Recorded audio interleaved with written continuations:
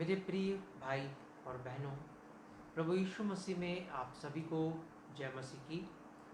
और मैं रुपेश भारद्वाज आज के इस कार्यक्रम में यीशु मेरे मसीहा एमएजी के इस पेज के इस लाइव कार्यक्रम में आप सभी का स्वागत करता हूं। और आज आपके साथ सुबह से लेके शाम 8 बजे तक परमेश्वर के अद्भुत दासों के द्वारा परमेश्वर की अद्भुत वचनों का प्रकाशन आज आपको मिलेगा। आज जुड़िए और परमेश्वर के अद्भुत वचनों को प्राप्त करें और परमेश्वर की भेद भरी बातों को समझने का आज हम प्रयास करेंगे। सबसे पहले आज का जो हमारा विषय है वह यह है, आप हेडिंग से ही देख सकते हैं कि बाइबल में 4 अलग अलग सुसमाचार हैं, मत्ती, मरकुस, लूका और यूहन्ना।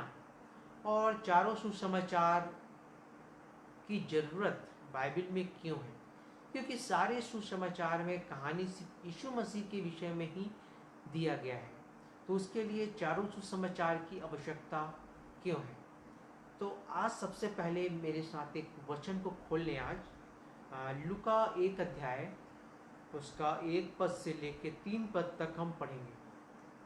बहुतों ने उन बातों का जो हमारे बीच में बीती है इसलिए लिखने में हाथ लगाया है, जैसा तो यहाँ पे लिखा है कि बहुतों ने, बाइबल में जो हम अभी बुक्स पढ़ते हैं उनके अलावा भी बहुत सारी बुक्स थी जिनको जब आप हिस्ट्री देखेंगे तो उसमें आपको पता चलेगा कि बाइबल में और भी किताबें थी जिनको बाद में रिमूव कर दिया गया और जिनको एपोक्रिपल बुक्स भी कहा जाता है, जो बाइबल पे भी उनका हिस्सा नहीं है, पर बहुतों ने इसके विषय में लिखा था, यीशु मसीह के विषय में। आगे, जैसा कि उन्होंने जो पहले ही से इन बातों को देखने वाले और वचन के सेवक थे हम तक पहुंचाया। इसलिए हे श्रीमान थियोफिलुस, मुझे भी यह विचित्र मालूम हुआ कि उन सब बातों का संपूर्ण हाल आरंभ से ठीक ठाक जांच करके उन्हें तेरे लिए क्रमानुसार लिखूं। तो यहाँ पे जो लूका वो कह रहा है कि बाकी जो किताबें थी वो क्रोनोलॉजिकल ऑर्डर पे नहीं थी, क्रमानुसार नहीं थी। तो हमारे दिमाग में ऐसा जब वचन हम पढ़ते हैं तो उस समय एक सवाल आता है हमारे मन में कि जब ये सारी बुकें मत्ती, मरकुस और यूहन्ना, अगर लूक की बुक कंप्लीटली क्रोनोलॉजिकल ऑर्डर में थी तो बाकी तीनों किताब की ज़रूरत क्यों थी? उनको क्यों रखा गया बाइबल में? उनको हटा क्यों नहीं दिया गया? यही चीज़ को हम देखेंगे। तो इसका भेद जब हम हर बुक का जो पर्पस है कि वो क्यों लिखा गया है, उसके फीचर्स क्या हैं और वो किनको लिखा गया है, जब हम इन सारी चीज़ों को जब अध्ययन करने का प्रयास करेंगे तब हमको यह बात समझ आएगा कि ये चारों बुक्स जो यीशु मसीह के बारे में ही लिखते हैं और ये बाइबल में जोड़े गए हैं, तो क्यों जोड़े गए हैं?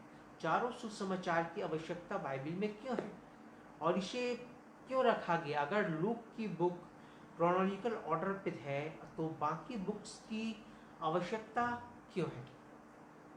तो मेरे प्रिय भाई और बहनों, आज हम इसी चीज़ को सीखने समझने का प्रयास करेंगे। तो सबसे जो नए नियम की हम बुक्स को देखते हैं तो सबसे फर्स्ट सुसमाचार की जो पुस्तक है वो है मैथ्यू।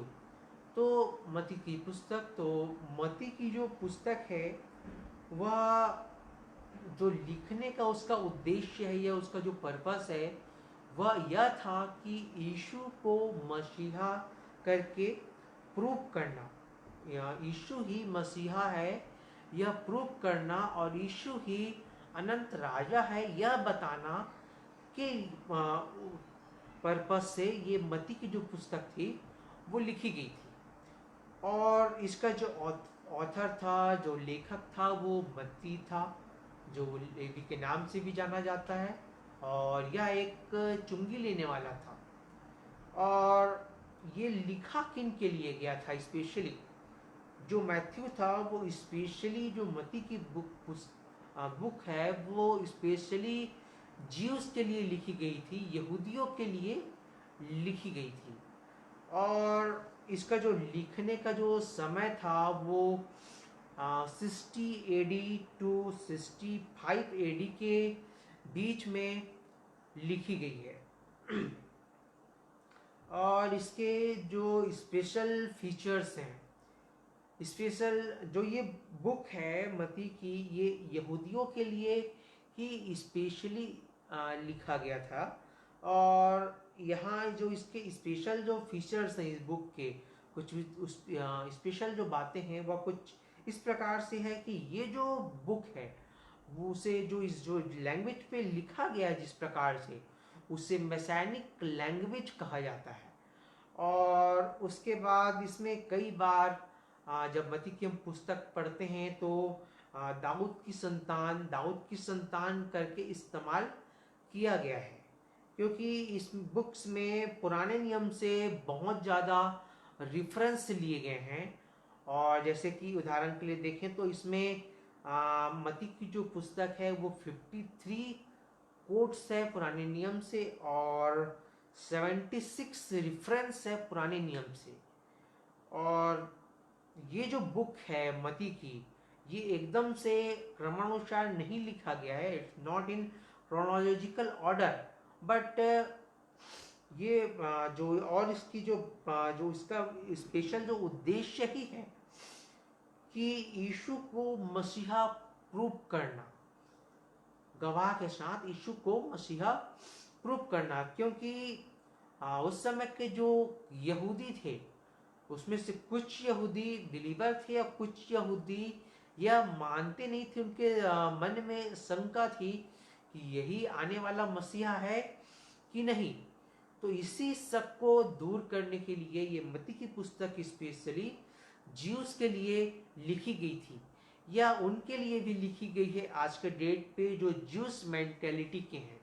कहने का अर्थ ये है जो आज भी ये सोच रखते हैं यीशु ही मसीहा है, या यीशु ही हमारा बचाने वाला है या नहीं, या कोई और है, या कोई आने वाला है, जो भी हम कुछ लोग ऐसा सोचते हैं, स्पेशली उनके लिए यह मती की पुस्तक लिखी गई है। और इसलिए यह मती की पुस्तक बाइबल में ऐड है, क्योंकि आज भी बहुत सारे लोग ज्यूस मेंटालिटी के होते हैं जो यह मानते नहीं हैं कि यीशु ही मसीहा है।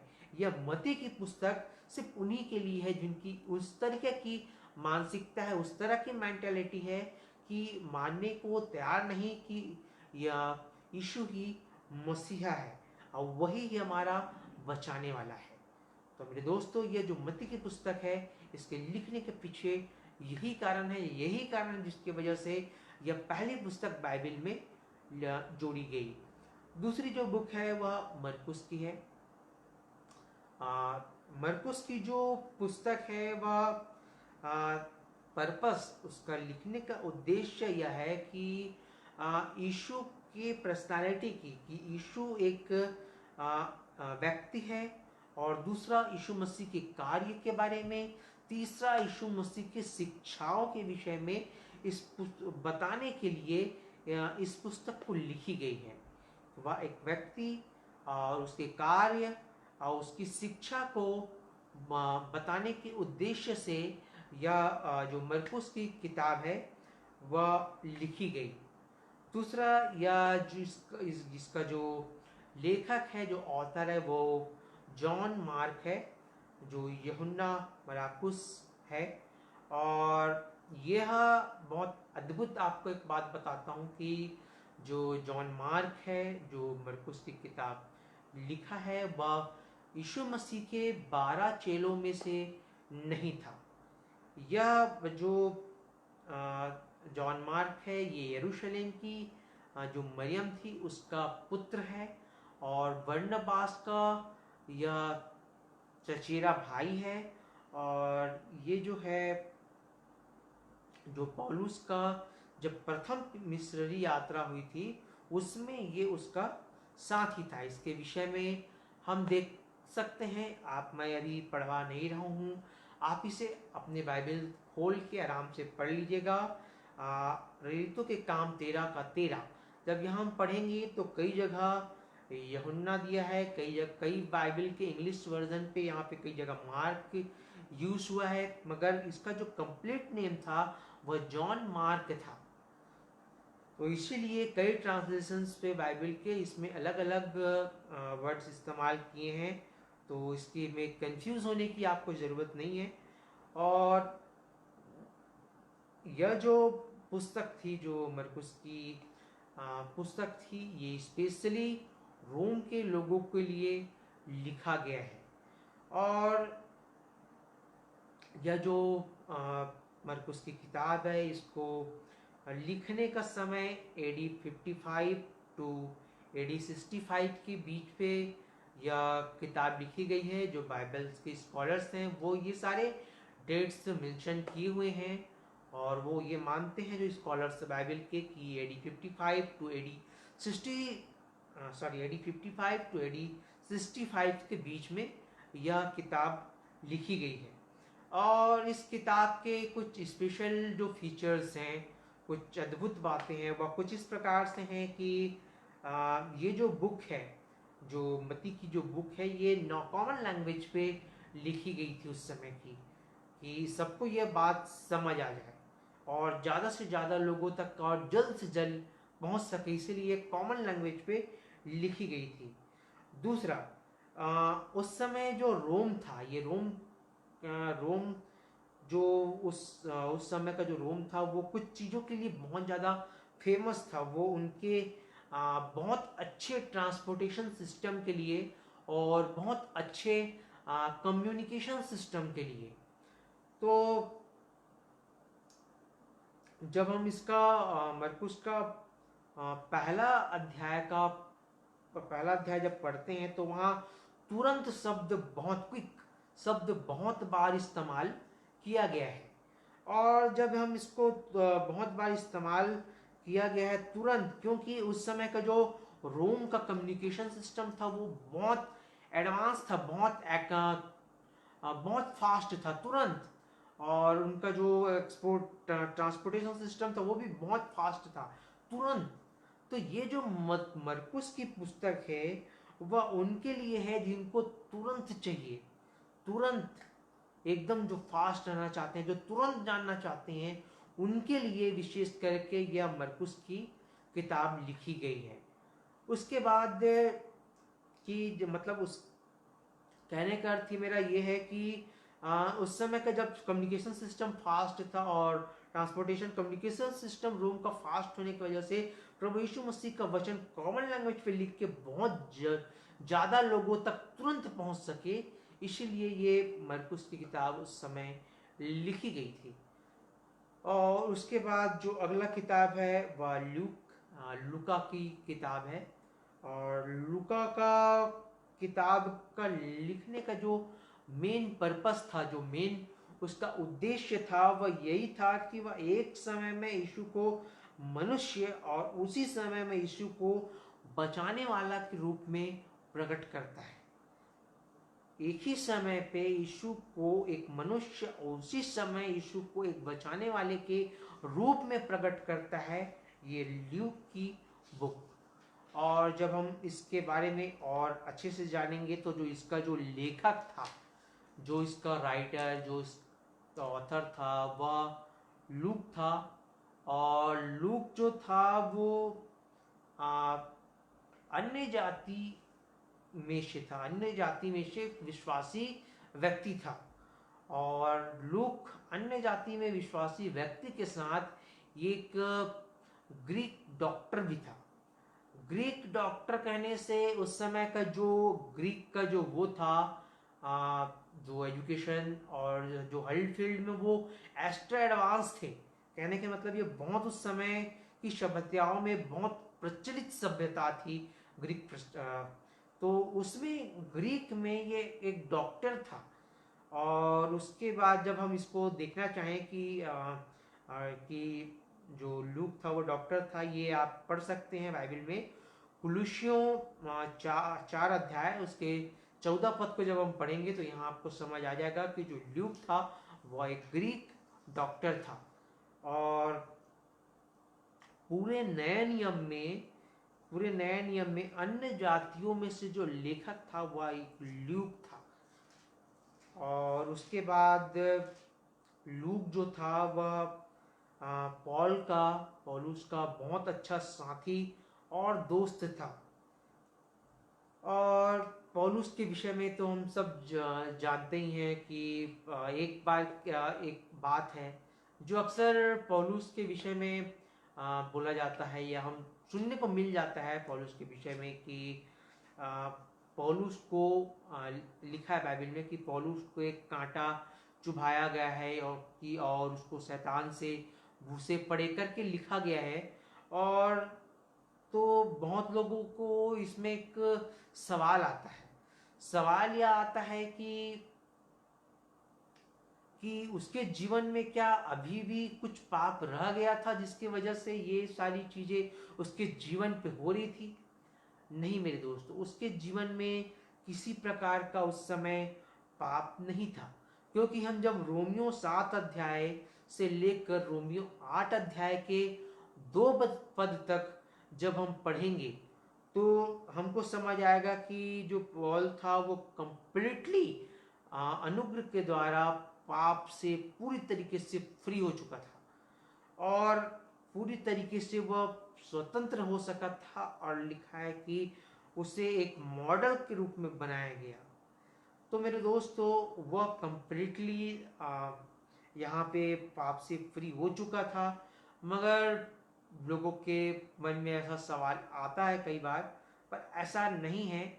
और इसके विषय में कि वह कौन सा कांटा था और क्या था, इसके विषय में अगर आपको जानना है तो आप हमारे मेरे जो YouTube चैनल है शेफर्ड बाइबल क्लास, उस पर जाएं और ऐसी अद्भुत बातों को आप वहाँ देख सकते हैं, समझ सकते हैं। और उसके आगे भी पौलुस के विषय में ही हम थोड़ा देखते हैं, चर्चा करते हैं कि पौलुस कहता है कि एक बार लिखता है पौलुस कि मैं दौड़ रहा हूँ, और दूसरी बात पौलुस कहता है कि मतलब उसी समय जब पौलुस लिखता है कि मैं दौड़ रहा हूँ और मैं अपने लक्ष्य की ओर आगे बढ़ रहा हूँ, कहने का अर्थ ये नहीं है कि वह उसको प्राप्त कर चुका है, मगर कुछ बाद में पौलुस से लिखता है कि मेरा दौड़ पूरा हो चुका है और मेरे लिए मुकुट तैयार है।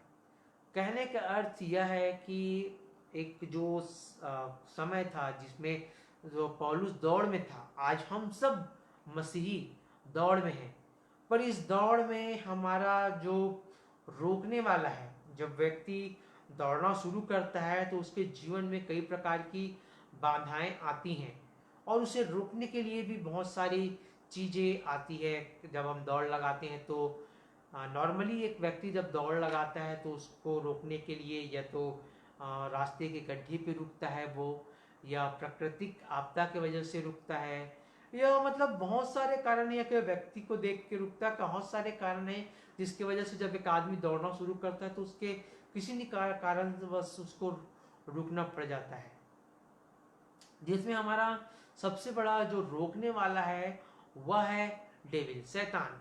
और आपको एक बहुत अच्छी बात बताता हूँ, जब अगर हम सब मसीही, बहुत पहले एक मूवी आई थी पैशन ऑफ द क्राइस्ट करके, हम सब ने, मैं विश्वास करता हूँ कि हम में से बहुत लोगों ने वो मूवी देखी होगी।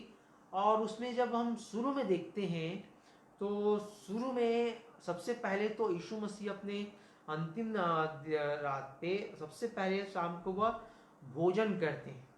भोजन करने के बाद अपने चेलों के साथ वह गतसमनी के बाग में जाते हैं, और गतसमनी के बाग में जाने के बाद वह सबसे पहले प्रार्थना करते हैं। वहाँ पे उस मूवी में वहीं से स्टार्टिंग किया गया है। और जब यीशु मसीह वहाँ पे प्रार्थना कर रहे थे, तो जब यीशु मसीह चिल्ला रहे थे वहाँ पे, जब यीशु मसीह यह प्रार्थना कर रहे थे कि हो सके तो यह कटोरा मुझसे हटा ले करके, तो वहाँ पे उस मूवी में जो डायरेक्टर हैं वो बहुत अद्भुत चीज़ को दिखाया है। वहाँ पे वह यह है कि शैतान को दिखाया वहाँ पे, और शैतान वहाँ पे मुस्कुरा रहा है और यीशु मसीह को कह रहा है कि यह तुझसे नहीं होगा, मनुष्य के रूप में यह तुझसे नहीं हो पाएगा।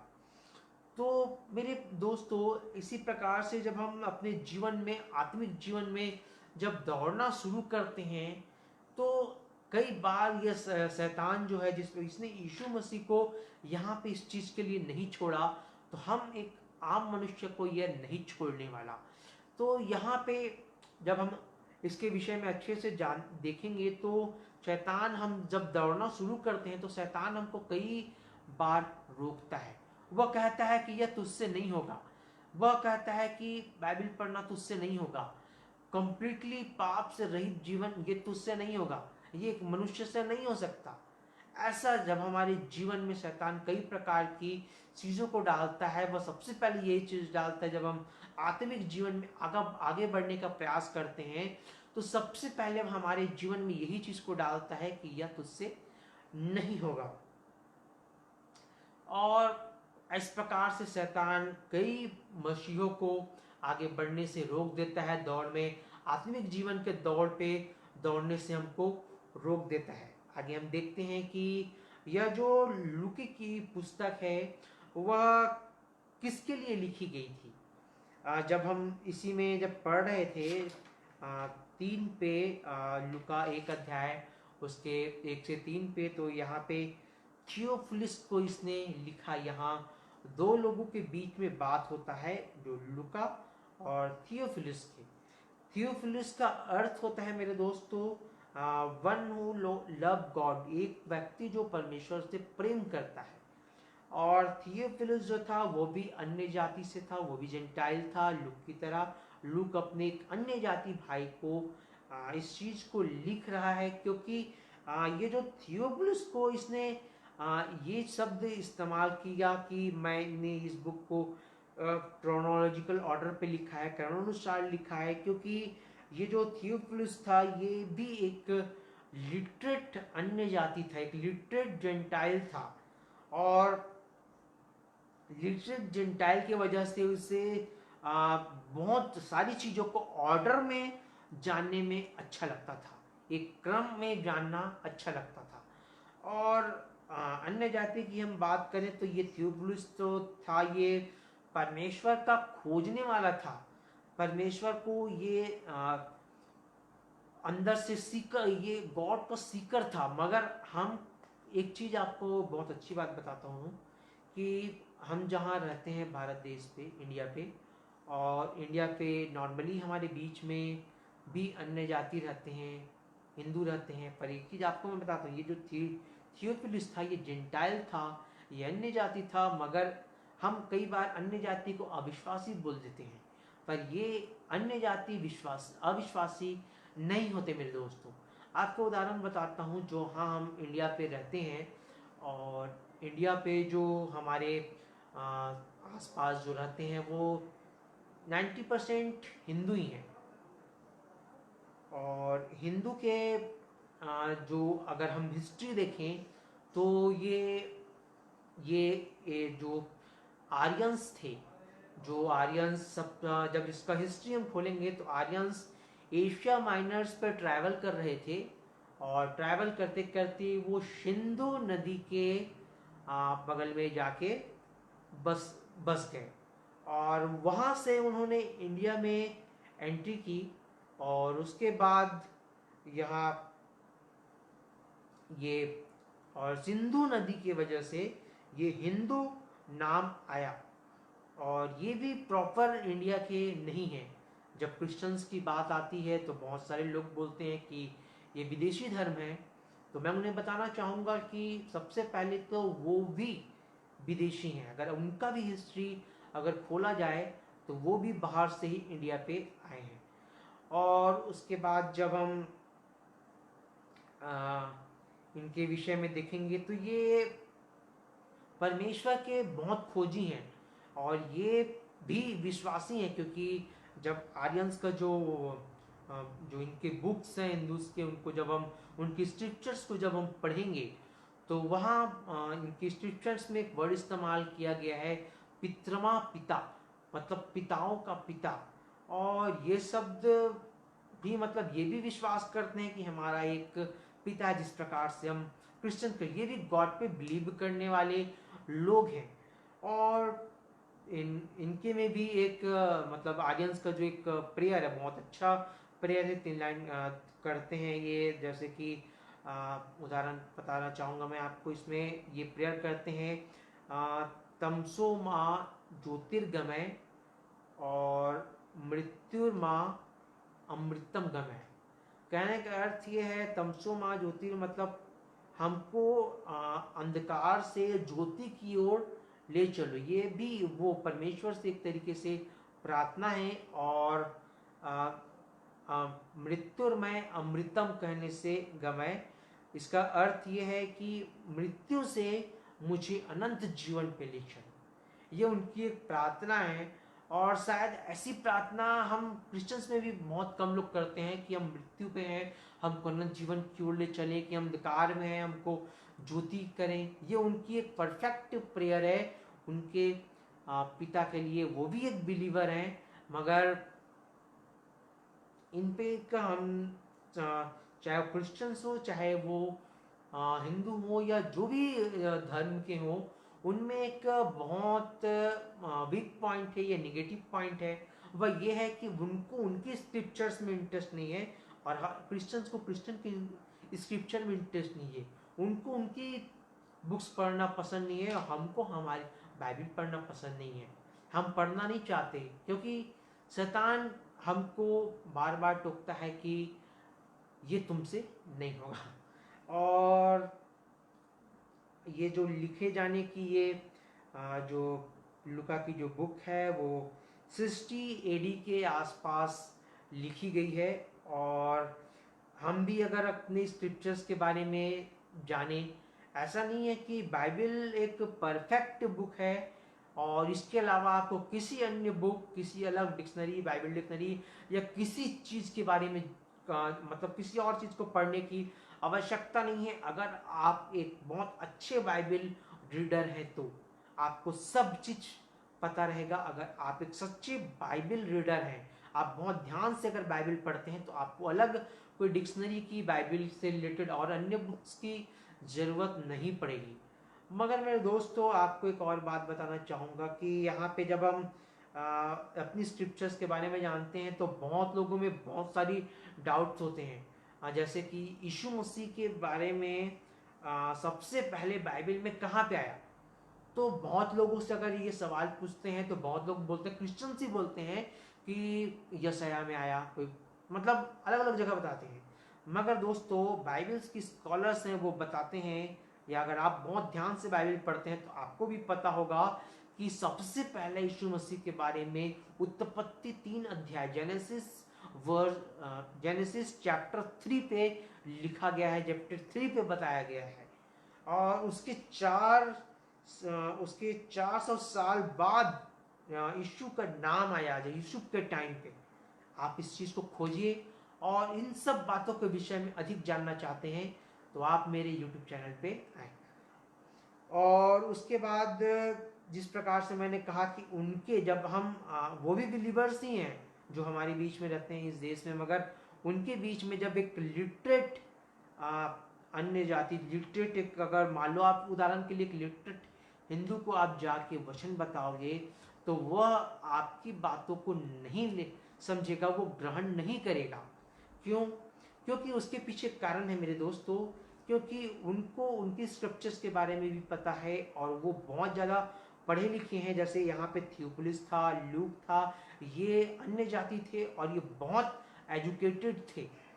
तो यहाँ पे अगर आज के डेट पे हम किसी एजुकेटेड व्यक्ति को जो अन्य जाति है उनको अगर हम बताना चाहें, तो वहाँ पे डायरेक्टली हम उनको बाइबल के विषय में बताएंगे कि तो वो शायद हमारी बातों को ग्रहण नहीं करेंगे। इसीलिए जब एथेंस के बारे में हम जब जानते हैं, वहाँ आइडियल वर्शिपर्स थे, बहुत ज़्यादा परमेश्वर को खोजने वाले लोग थे, अन्य जाति थे और लिटरेट थे। और यहाँ पे जब हम देखते हैं जो पॉल वहाँ पे प्रचार करने जाता है तो वहाँ पे वह यह नहीं बोलता कि यशाया में ये लिखा है कि यर्मिया में ये लिखा है। वो अपनी स्क्रिप्चर्स के बारे में नहीं बोलता, वो पुराने नियम के विषय में नहीं बोलता, परंतु वह उनकी स्क्रिप्चर्स में क्या लिखा है इसको लेके प्रचार करता है।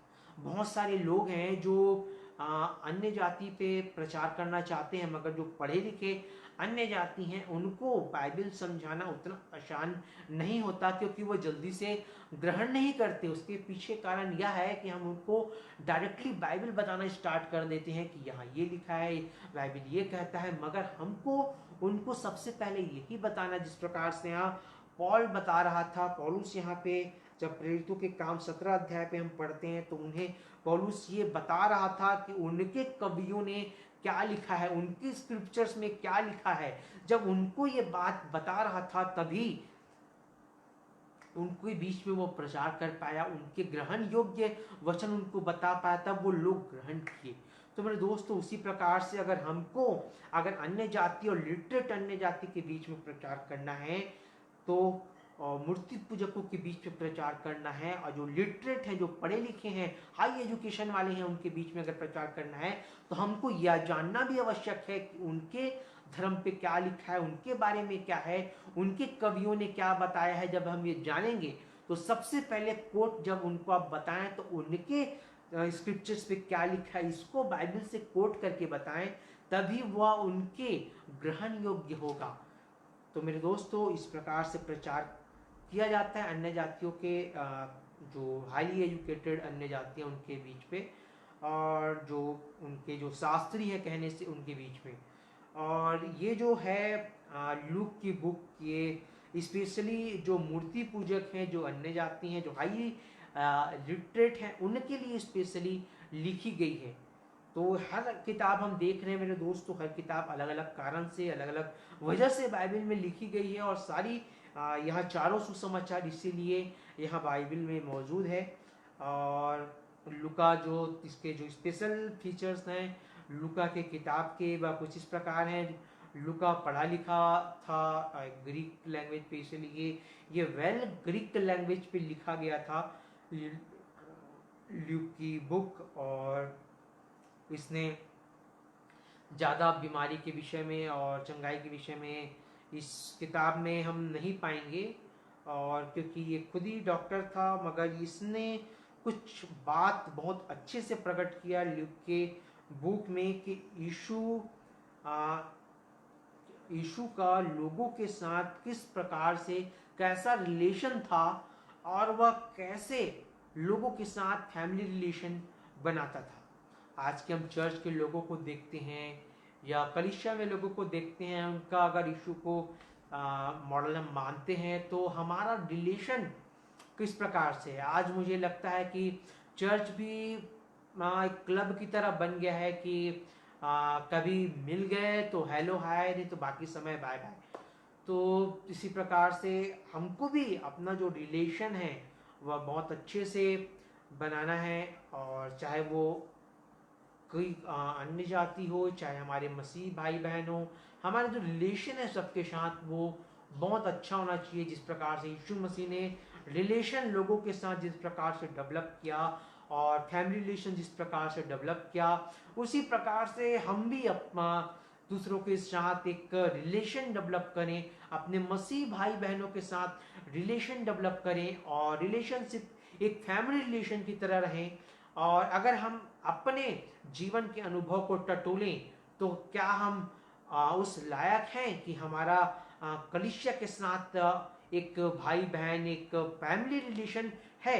अगर अनुभव, आपके जीवन का अनुभव आपको यह कहता है कि आपका रिलेशन सही है तो आप सही जाइए, मगर बहुत लोगों का रिलेशन चर्चेस में और आपस में मसीह भाई बहन के साथ बहुत खराब रहता है। तो ये उन्हीं स्पेशल उनके लिए स्पेशल फीचर्स इस बुक की ये भी है कि आप रिलेशन डेवलप करना सीखें एक मसीह भाई बहनों के साथ और अन्य जाति के साथ भी।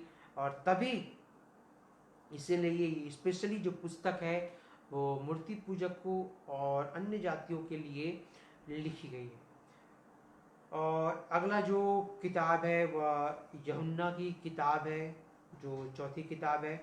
और इसको लिखने का जो मेन मकसद है, जो मेन पर्पस है, जो मेन उद्देश्य है वह यह है मेरे दोस्तों को यीशु मसीह को परमेश्वर का पुत्र प्रूव करना।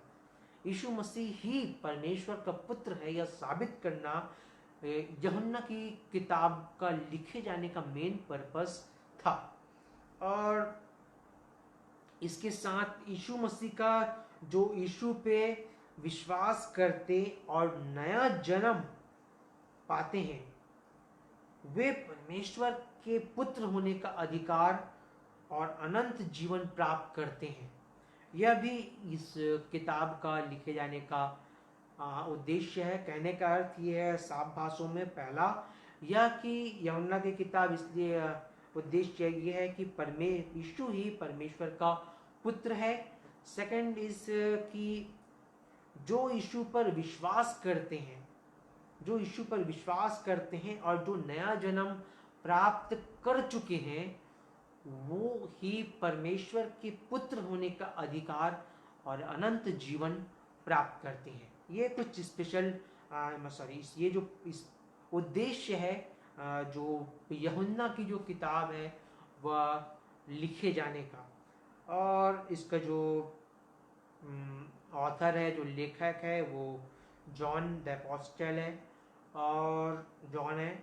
और इसके कुछ स्पेशल फीचर्स आपको मैं बताना चाहूँगा। सबसे पहले तो आप यह जानने की जो यूहन्ना की जो पुस्तक है ये जो मरियम गर्भवती हुई और यीशु मसीह के बारे में, यीशु मसीह के जन्म के बारे में, यीशु मसीह के बचपन के बारे में कि वो यहाँ गया, वो 12 साल की उम्र में क्या कर रहा था, और टेम्पटेशन के बारे में, यीशु मसीह के चेलों के विषय में कि उसके चेले को नियुक्त किया, कि उसके चेले ऐसे आए, ये सब कुछ भी और पैरेबल्स के बारे में इस किताब में आपको नहीं मिलेगा। ये एक अलग ही तरह की किताब है और इसको यीशु मसीह के बचपन के विषय में, उसके चेलों के विषय में कि वो कैसे नियुक्त, ये सारी चीज़ें यूहन्ना अपनी किताब में नहीं लिखता है। यूहन्ना सबसे पहला अध्याय जब पढ़ेंगे तो यूहन्ना की किताब ही शुरू होती है, आदि में वचन था, वचन परमेश्वर के साथ था, वचन परमेश्वर था। और ये ज़्यादा जब हम इसको आगे पढ़ते जाएंगे तो वचन वचन वचन, तो मेरे को शुरू में ये लगा कि ये लिखा किन के लिए गया है। बाद में परमेश्वर ने बताया कि यह जो बुक है, जो यूहन्ना की किताब है, ये नॉमिनल क्रिश्चियंस के लिए लिखा गया है। कहने का अर्थ है हिंदी पे नामधराई ईसाइयों के लिए लिखा गया है। और इसको लिखने का जो समय था, रिटर्न डेट, वो एडी 85 टू एडी 90 के बीच में ये जॉन की बुक लिखी गई। और नॉमिनल क्रिश्चियंस कहने थे जो जैसे हम मतलब जो माता पिता हैं वो मसीह पे नया जन्म प्राप्त किए और बिलीवर कहलाए, मगर उनके जो पुत्र होते हैं वो पॉल के अनुसार एक आम व्यक्ति होते हैं। उनका जीवन एक आम व्यक्ति की तरह होता है जब तक वो नया जन्म, बॉर्न अगेन, नया जन्म का एक्सपीरियंस न कर लें। कहने का अर्थ ये है कि अगर एक माता पिता बिलीवर्स हैं तो जरूरी नहीं है, और वो नया जन्म प्राप्त कर चुके हैं तो जरूरी या नहीं है कि उनके जो बच्चे होंगे वो भी अनंत जीवन प्राप्त करेंगे। जब तक वो अपने जीवन पे नया जन्म नहीं प्राप्त कर लेते तब तक वो अनंत जीवन नहीं प्राप्त कर सकते। मेरे दोस्तों, ये विशेष करके उन्हीं लोग के लिए लिखा गया है जो अपने आप को क्रिश्चियंस तो कहते हैं मगर उनके जीवन पे नया जन्म का एक्सपीरियंस नहीं रहता। ये उन्हीं लोगों के साथ अक्सर होता है जो माता पिता, मतलब जो सेकंड जनरेशन रहता है कि पहले माता पिता परमेश्वर के भय में चल के नया जन्म प्राप्त कर लिए, मगर जो उनके पुत्र पुत्री रहते हैं वो सिर्फ नाम के क्रिश्चियंस रहते हैं, नाम के ईसाई रहते हैं। वह सिर्फ चर्च इसलिए जाते हैं क्योंकि वो उनके माता पिता जाते थे या वो बाइबल से पढ़ते, क्योंकि वो माता पिता पढ़ते थे, मतलब वो माता पिता को देख के सब चीज करते, सिर्फ नाम के थे और काम के नहीं थे। और उसमें वो जो लोग थे, जो ये होते हैं, जो नॉमिनल क्रिश्चियंस होते हैं, ये उनके जो सेकंड जनरेशन पे होते हैं, तो वो सिर्फ नाम के रहते हैं, उनको एक्सपीरियंस नहीं रह पाता। बहुत कम ही लोग ऐसे रहते हैं जिनको एक्सपीरियंस रहता है नए जन्म का, मगर बहुत सारे रहते हैं जो नॉमिनल क्रिश्चियंस रहते हैं। यह जो यूहन्ना की किताब है स्पेशली उन्हीं लोगों के लिए लिखी गई थी। उसके बाद हम एक वचन ही खोल लेंगे, यूहन्ना 8 अध्याय और उसका 31 पद पढ़ेंगे यूहन्ना में से ही। तब यीशु ने उन यहूदियों से जिन्होंने उस पर विश्वास किया था कहा। एक मिनट, यहूदियों में यीशु मसीह यहाँ पे यहूदियों से कह रहे हैं और उन यहूदियों से कह रहे हैं जो विश्वास किया था। कहने का अर्थ ये है, उस समय जो यहूदी थे वो दो भागों में डिवाइडेड थे। पहला वो लोग थे जो यीशु मसीह पे बिलीव करते थे, जी हाँ, जो मतलब जो विश्वास करते थे एकदम कि यीशु ही मसीहा है। और दूसरे वो लोग थे जो डाउटफुल थे कि यही मसीहा है कि मसीहा आने वाला है। तो ये दो अलग अलग पंथ में बटी हुई थी यहूदी धर्म, यहूदी जाति। तो आगे पढ़िएगा। यदि तुम मेरे वचन में बने रहोगे तो सचमुच मेरे चेले ठहरोगे। तुम सत्य को जानोगे और सत्य तुम्हें स्वतंत्र करेगा। यहाँ पे दोबारा पढ़ेगा 31 को। तब यीशु ने उन यहूदियों से जिन्होंने उस पर विश्वास किया था कहा, यदि तुम मेरे वचन में बने रहोगे। पहला चीज यही है कि यदि एक व्यक्ति वचन में बने रहेगा तभी वह यीशु मसीह का चेला ठहरेगा। ये पहला चीज है जो नॉमिनल क्रिश्चियंस पे नहीं पाया जाता, वह यह है कि वह यीशु मसीह के वचन पे नहीं बने रहते। आगे। तो सचमुच मेरे चेले ठहरोगे। तुम सत्य को जानोगे और सत्य तुम्हें स्वतंत्र करेगा। उन्होंने उनको उत्तर दिया, हम तो अब्राहम के। यही है जैसे मैंने वहां पे बताया था पैशन ऑफ क्राइस्ट में, यीशु शैतान जो था यीशु मसीह को बोल रहा था तुमसे नहीं होगा। उसी प्रकार से जो शैतान है वो आपको वचन पे चलने से रोकता है, वचन पे बने रहने से रोकता है। वो आपको कहता है कि नहीं होगा। और यहाँ पे जो एक बार और पढ़िएगा इसको, 32 को पढ़िएगा। तुम सत्य को जानोगे। हाँ, और वह आपको सत्य को जानने ही नहीं देता। आगे। और सत्य तुम्हें स्वतंत्र करेगा। हाँ, अगर आप सत्य को जान जाएंगे तो आप नॉर्मली शैतान के हाथ से छूट जाओगे, आप स्वतंत्र हो जाओगे, मगर वो आपको जानने ही नहीं देता। आगे। उन्होंने उनको उत्तर दिया, हम तो अब्राहम के वंश हैं और कभी किसी के दास नहीं हुए, फिर तू कैसे कहता है कि तुम स्वतंत्र हो जाओगे। जब यहाँ पे स्वतंत्रता की बात आई तो यहूदी कहने लगे कि हम तो अब्राहम की संतान हैं, हम कभी गुलाम नहीं हुए। मगर यहाँ पे यीशु मसीह नॉर्मली उस चीज के विषय में नहीं कह रहा था। आज भी ये जो नॉमिनल क्रिश्चियन से ये कहते हैं कि हम इसके बेटे हैं, हम इनके बेटे हैं, ऐसे करके बोलते हैं। और ऐसा नहीं है कि आप किसी भी एक बिलीवर के बेटे हो या बिलीवर घर में जन्म लिए हो तो आपका उद्धार हो जाएगा, ये आप अनंत जीवन प्राप्त कर लोगे, ऐसा नहीं है। मगर यहाँ पे आगे जब हम पढ़ते हैं तो यहाँ पे जो यीशु मसीह थे और बहुत सारे जो नॉमिनल क्रिश्चियंस है ये भी कहते हैं कि ये जो मिनिस्ट्री थी ये मेरे दादा ने इसके फाउंडर थे, ऐसा करके बहुत सारे नॉमिनल क्रिश्चियन बोलते हैं। जैसे इस प्रकार जैसे यहाँ पे जो बिलीवर्स थे, जो ज्यूस बिलीवर्स थे, उन्होंने ऐसा यीशु मसीह से कहा। आगे। पर यहाँ यीशु मसीह इस चीज के विषय में कह रहे थे। आगे पढ़िए। यीशु ने उनको उत्तर दिया, मैं तुमसे सच सच कहता हूँ कि जो कोई पाप करता है वह पाप का हम्म तो यहाँ पे यीशु मसीह कह रहा था कि जो पाप करता है वह पाप का दास है। ठीक है। तो यहाँ हम एक वचन और पढ़ लेंगे। यूहन्ना ने दो चीजें लिखी। एक तो यूहन्ना की जो बुक है वो लिखी, और यूहन्ना ने बाद में उसे समझाने के लिए यूहन्ना की पत्रियां लिखी। उसी पत्रियों में हम पढ़ेंगे सबसे पहले पहला यूहन्ना 3 अध्याय और उसका 9 पद 10 पद। जो कोई परमेश्वर से जन्मा है हाँ, वह जो कोई परमेश्वर से जन्मा है, कहने का अर्थ है जो नया जन्म प्राप्त कर चुका है। मैं नॉमिनल क्रिश्चियंस की बात नहीं कर रहा हूं, जो परमेश्वर से वाकई में नया जन्म प्राप्त कर चुका है। वह पाप नहीं करता, हाँ, वो पाप नहीं करता।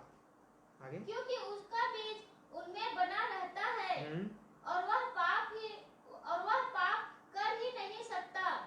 तो वह जो नया जन्म प्राप्त कर चुका है, उसका बीज उसमें बना रहता है, वह पाप कर ही नहीं सकता। आज बहुत लोगों को यह बात हजम नहीं होती, डाइजेस्ट नहीं हो पाती कि उस किसी मनुष्य के जीवन से पाप बिल्कुल तरीके से कैसे नहीं हो सकता। मगर बाइबल कहती है जो एक व्यक्ति नया जन्म प्राप्त कर चुका है वो कंप्लीटली पाप से आजादी पा चुका रहता है। उसके जीवन पे पाप नहीं होता और वो पाप कर ही नहीं सकता। तो मेरे दोस्तों, वो कब होता है कि हम अपने जीवन से पाप को हमेशा के लिए हटा सकें और पाप करें ही ना, उस लेवल तक हम कैसे पहुंच सकते हैं? ऐसी बातों को आपको जानना है कि उस लेवल तक हम किस प्रकार से पहुंच सकते हैं। इसके लिए आप मेरे YouTube पे जाएं या सेफर्ड बाइबल क्लास खोजें या YouTube में रुपेश भारद्वाज सर्च करें और इसी अद्भुत और रहस्यमय बातों को वहां आप देख सकते हैं, समझ सकते हैं और सीख सकते हैं। और यहाँ आगे क्या लिखा है, पढ़िएगा। इसी से परमेश्वर की संतान और शैतान की संतान जाने जाते हैं। जिनके जीवन में अगर वो नॉमिनल क्रिश्चियंस है और बोलता है कि हमारे पिता परमेश्वर हैं, मगर अगर उनके जीवन में पाप है और उनका नया जन्म नहीं हुआ है, तो उनका पिता अभी भी शैतान ही है। इसको पढ़ेगा दोबारा, 10 को बढ़ाओ।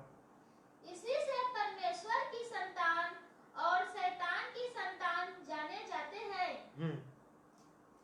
तो इसी कारण से अगर हमारे जीवन में पाप है कि नहीं है, इसी से हमको समझ आता है कि हम किसके संतान हैं।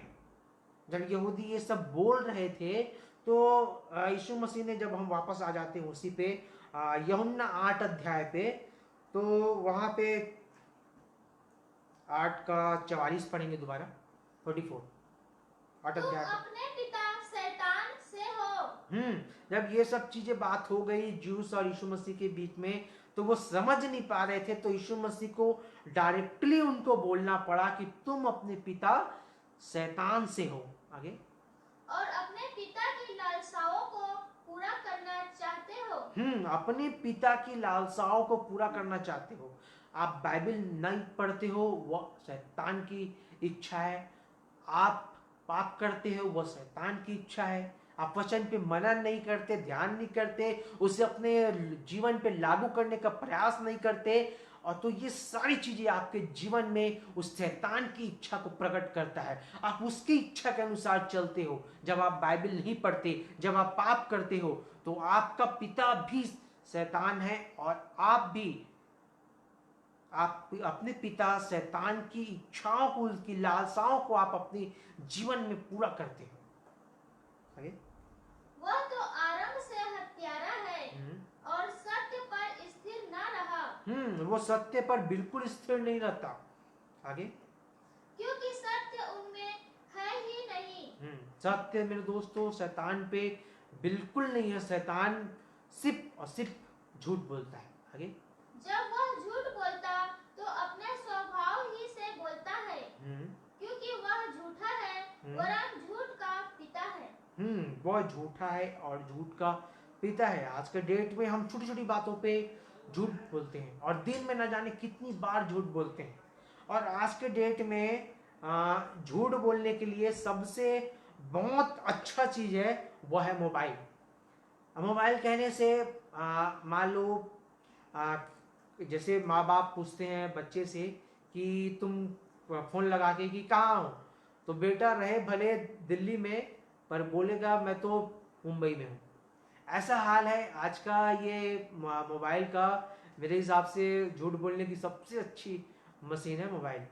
और बहुत लोग हैं जो बातों बातों पे झूठ बोलते हैं। और एक जो बच्चा है वो भी झूठ बोलना अपने माता पिता से ही सीखता है। कहने का अर्थ है, जब उदाहरण के लिए बताना चाहूँगा, जब माता पिता कुछ काम करते रहते हैं किसी सामान से और बच्चा उसको आके मांगता है, तो उसके माता या पिता जो भी रहते हैं वो ऐसे फेंकेंगे उसको, बोलेंगे कि वो चूहा ले गया या कुछ और ले गया। मतलब एक बच्चे को झूठ बोलना भी उसके माता पिता ही से शिक्षा मिलती है। और इस प्रकार से वो अपने जीवन में झूठ को एक आसरा देता है और झूठ उसके जीवन में आगे धीरे धीरे करके उसका अभ्यास होते जाता है और वो झूठ को बोलते जाता है। तो मेरे दोस्तों, एक व्यक्ति के जीवन में ये सारी चीज़ें हैं तो वह सिर्फ एक नॉमिनल क्रिश्चियन है। और नॉमिनल क्रिश्चियन कहने से सिर्फ वो एक नाम का क्रिश्चियन है, और परमेश्वर पिता प्रभु यीशु मसीह से उनका कोई लेना देना नहीं है। तो मेरे दोस्तों, इन सारी बातों को आप अध्ययन करें, सीखें और परमेश्वर से पूछें कि मैंने जो बताया वह सही है कि गलत है, या परमेश्वर से पूछें और मांगें और परमेश्वर के वचनों को ढूंढें। तो आपको भी बहुत अद्भुत बातों का ज्ञान मिलेगा। और यही वो चारों जो सुसमाचार बाइबल में है, इसके लिखे जाने के बाइबल में जोड़ने का मैंने आपको कारण बता दिया। और इन्हीं वजह से इन 4 सुसमाचार को बाइबल में रखा गया है और बाइबल में जोड़ा गया है। जबकि चारों बाइबल में एक ही स्टोरी है यीशु मसीह के बारे में, बल्कि अगर चारों सुसमाचार अलग अलग लोगों के लिए, अलग अलग प्रकार के, अलग जगहों के लिए लिखी गई है, इसकी वजह से ये चारों सुसमाचार का बाइबल में रहना आवश्यक है। तो मेरे दोस्तों, हम भी नाम के क्रिश्चियन न बने, बल्कि परमेश्वर की आज्ञाओं का पालन करें। और जिस प्रकार से लिखा है मत्ती 7 में, मांगो तो तुम्हें दिया जाएगा, ढूंढो तो तुम पाओगे, खटखटाओ तो तुम्हारे लिए खोला जाएगा। उसी प्रकार से हम ढूंढें, परमेश्वर के वचनों को ढूंढें। वैसे भी इस लॉकडाउन में बहुत समय है हमारे पास, या बहुत समय बीत भी चुका है और बहुत समय है भी कि हम परमेश्वर के वचनों को ढूंढें, समझें और उसे सीखने का प्रयास करें। और नहीं जहाँ समझ आता वहाँ लिखा है मांगो तो तुम्हें दिया जाएगा। आप परमेश्वर के वचनों के रहस्य को परमेश्वर से मांगें, वो आपके जीवन में उसका खुलासा करेंगे। तो मेरे दोस्तों, मैं रुपेश भारद्वाज और बहुत धन्यवाद देता हूँ IMA जी, यीशु मेरा मसीहा इस चैनल फेसबुक पेज के लिए, कि उन्होंने मुझे परमेश्वर की अद्भुत वचनों को बांटने का आपके साथ मौका दिया। और आशा करता हूँ कि इस पेज के माध्यम से दोबारा आप सबसे मुलाकात होगी। और तब तक आप सब खुश रहें, परमेश्वर का आशीष आपके जीवन पे रहे और आप परमेश्वर के वचन पे चलने वाले मसीहों हों। और परमेश्वर आप सभी को आशीष दे। और मैं आज आपसे विदा लेता हूँ प्रभु यीशु मसीह के नाम में। आप सभी को जय मसीह।